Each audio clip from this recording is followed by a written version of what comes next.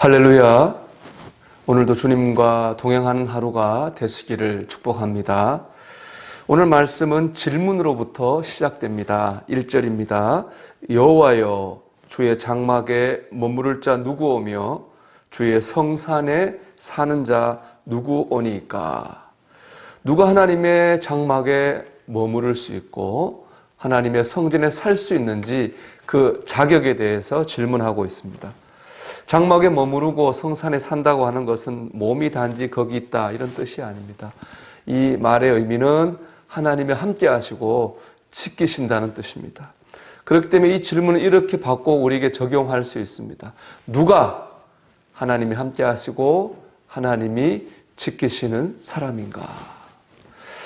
여러분, 과연 누가 하나님이 함께 하시고 지키시는 삶을 살 수 있을까요? 생활 속에서 하나님 말씀을 실천해야 됩니다. 이 1절의 질문, 누가 하나님이 함께 하시고 지키시는 사람인가라는 질문에 대해서 2절과 5절에 보면 10가지의 말씀이 나옵니다. 이걸 하면 된다는 것이죠. 근데 10가지 말씀을 관통하는 핵심은 실천입니다. 행함입니다. 2절을 보면요, 정직하게 행하며 공의를 실천하며 그의 마음의 진실을 말하며 이렇게 말씀합니다. 정직한 생각을 하라가 아닙니다. 정직을 행하라는 겁니다. 공의를 실천하는 거죠. 진실한 말을 안에 머금고 있는 게 아니라 밖으로 뱉어야 된다는 말입니다. 하나님이 생각하시는 완전은 생활 속에서 말씀을 실천하는 것입니다. 우리가 하나님의 말씀을 실천할 때 우리 하나님이 함께 하시고 지키시는 은혜를 경험할 수 있습니다. 제퍼슨 대학의 의대 교수인 아르노드 워커 박사는 주일 예배를 참석했다가 다음과 같은 설교를 들었습니다. 성경은 우리에게 듣는 즉시 실천할 것을 말합니다. 겨울이 오기 전에 부지런하라는 디모데후서의 말씀을 기억하십시오. 이 설교를 듣고 은혜를 받은 워커 박사는 곧바로 그동안 마음속에 생각해왔던 것을 실천했습니다. 그것은 바로 그의 어머니에게 감사 편지를 쓰는 것이었습니다. 그 전부터 우리 어머니에게 감사 편지를 써야겠다 마음에 생각하고 있었는데 미뤄두고 있었거든요. 그 말씀을 듣고 실천하기를 결심한 거죠. 그렇게 편지를 보냈는데 2주 뒤에 갑자기 어머니가 위독해서 중환자실에 있다는 연락을 받게 됐습니다. 워커 박사는 곧바로 병실로 달려갔습니다. 어머님은 이미 임종 직전의 상태였습니다. 그러나 마지막 힘을 내서 사랑하는 아들을 바라보며 미소를 지어 주었습니다. 그리고 아들이 보낸 편지를 받고 너무 기쁘고 행복했다라고 말해 주었습니다. 그 어머니의 병상 머리맡에는 그 아들이 보낸 감사 편지가 놓여 있었습니다. 임종을 앞둔 어머니에게 그 편지는 너무나 큰 선물이 되었던 것입니다.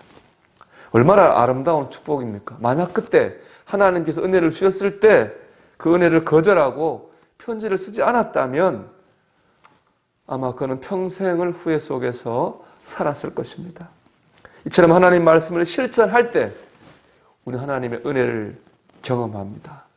여러분, 오늘도 하나님의 인도하심을 따라 말씀을 생활 속에서 실천하는 성도가 되시기를 주님의 이름으로 축복합니다.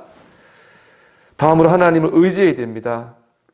사실 우리 인간의 힘으로 말씀을 생활 속에서 완전히 실천한다고 하는 것은 너무나 힘든 일입니다. 아마 불가능할지도 모릅니다.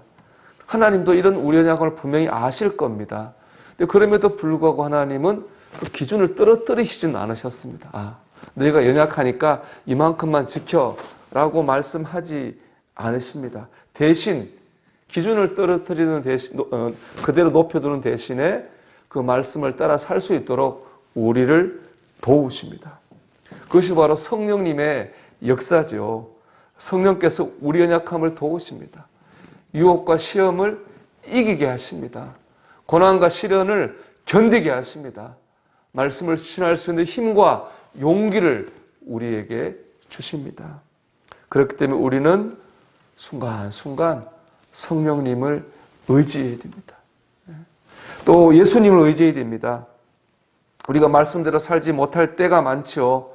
그럴 때 마귀는 우리를 낙심시키려고 합니다. 나는 안 돼. 말씀대로 사는 건 불가능한 일이야. 우리를 좌절시킵니다.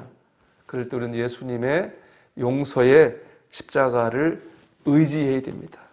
그 십자가를 붙들고 다시 일어서야 됩니다. 다시 말씀에 순종하는 삶을 향해 나아가야 됩니다. 그럴 때 하나님이 함께 하시고 지키시는 삶을 다시 살 수 있습니다. 여러분, 우리는 정말 모든 일, 모든 순간, 모든 과정에서 하나님을 의지해야 됩니다. 성령님 의지해야 됩니다. 예수님을 의지해야 됩니다.